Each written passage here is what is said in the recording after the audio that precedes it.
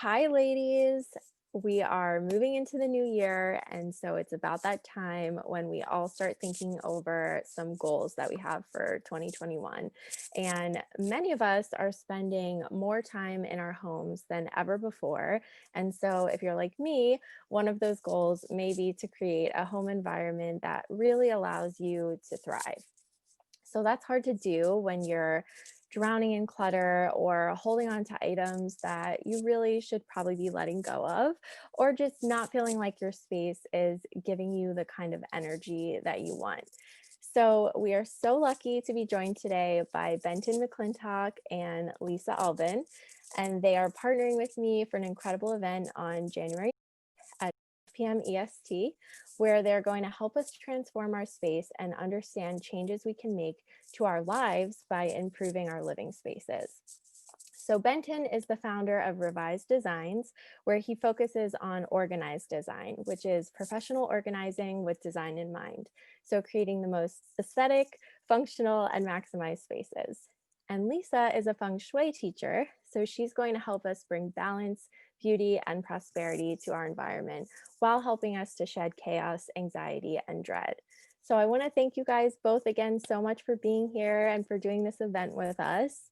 And I will just kick it off with a pretty basic question of what is the most common complaint that people bring to you when they're enlisting your help with their home? For me, it's usually that they can't find anything. Mm, So, that's a good one. That makes sense. Yeah, we all just, I feel like, accumulate so much stuff, like it's, yeah, and then people don't know how to like categorize things correctly and put them back in the same place, and then they lose track of things, and then you acquire so many things, and it just adds up. And yeah. yeah, so people are always like, I have no idea where anything is. So we always just like pull everything out and go through everything together, and it's just like a Mhm. total disaster at first. That But it's makes really fun. I love that part. That's my favorite part. Yeah, that makes sense. And I guess once you're kind of looking at everything, it's easier to figure out what you really need versus like what's just taking up Yeah, space. and Makes what you sense. haven't even worn in like 10 years. I'm guilty of that for sure. All right. And so, Lisa, what about for you? What's the most Yeah, common that thing? really resonates with me, what I'm experiencing as well. A lot of requests are coming in for evaluating home office spaces and master bedrooms. Hmm. And those are two really, really important rooms in a space for anyone ever and in feng shui, but particularly now that we're spending a lot more time in home. Yeah. So everything that Benton says aligns with what I've experienced too. And sometimes you just need that outside perspective to come in and be your guide and give you that formula to help you find the systems that are going to really alleviate all of that stress and anything that might be depleting of your energy. Yeah, that makes sense.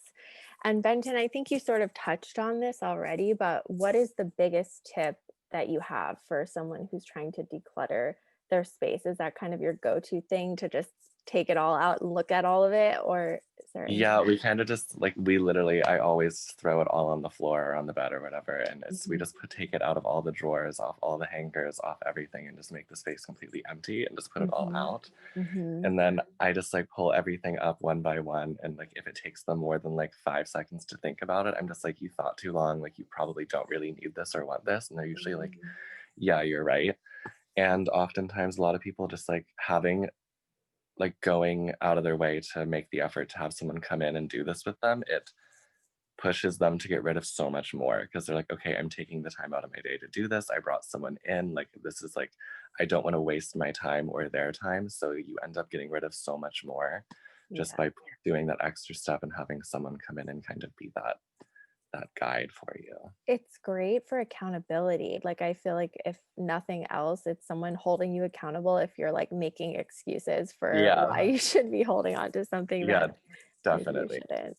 I was That's just with this one girl and she was like, had about like two moving boxes full of bathing suits. And I was like, why do you have all these bathing suits? And she was like, me and my girlfriend almost started a collection, like a bathing suit line a few years ago. And I just ended up keeping all of the samples. I was like, are you ever going to wear them? She's like, no, just get rid of all of them. So we got rid of probably like 120 bathing suits that she just had for no reason.